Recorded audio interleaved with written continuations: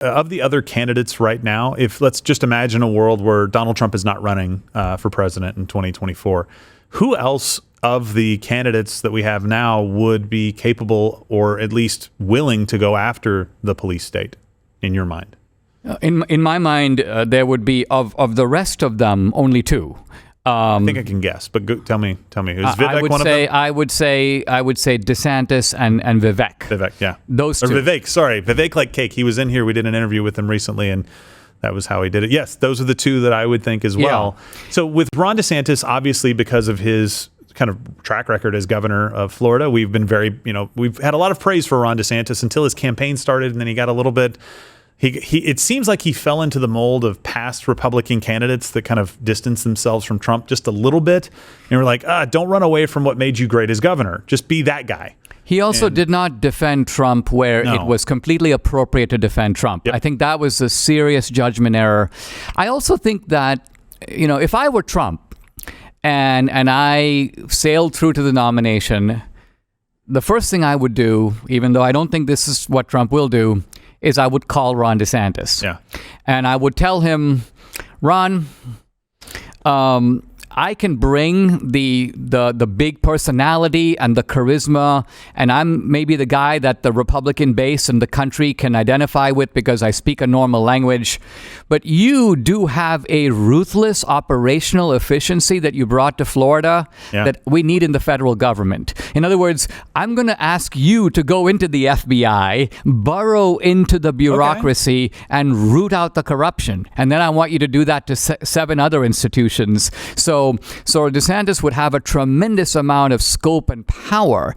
But so in other words, I guess what I'm saying is politically, I think that there's a complementary set of strengths that DeSantis and Trump bring to the table. And Vivek has a lot of strengths as well. And Vivek has done some of the things right that DeSantis hasn't, which is why Vivek has gotten more traction than one would have expected. Yeah, and he's seen kind of as an outsider. He's a CEO. He's a businessman. He's succeeded. He really follows that Trump model quite a bit, except he seems very polished, and Trump was very brash.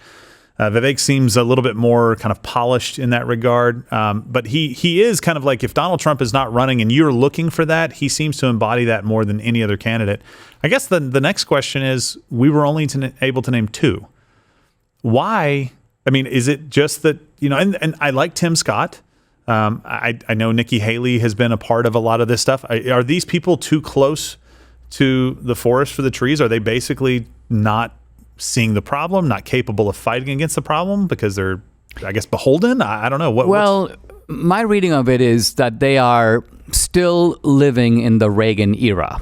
Yeah. And I say this as someone who, my political formation is in the Reagan era. Yeah. I went to college at Dartmouth when Reagan was first running for president. And so it was that appreciation of Reagan as kind of an embodiment of American idealism, someone who understood the issues, but Reagan was a president when the main problem was abroad. Right. It was the Cold War. The threat was communism in Russia, USSR. That's right. Yeah.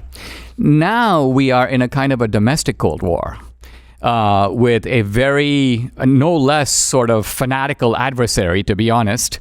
And we need people who recognize that the world has changed. I mean, it goes back really to even the Republican Party in the 1850s was completely incapable of recognizing the perilous situation facing the country. Part of the genius of Lincoln was that even though he came out of the moderate wing of the party, you would almost say he was a kind of rhino in his own day. Yeah. When he came to Washington, he recognized immediately that the Democratic Party had become gangsterized, and that the old tactics of, Henry Clay style compromises and constantly appeasing these guys was not going to work. Yeah.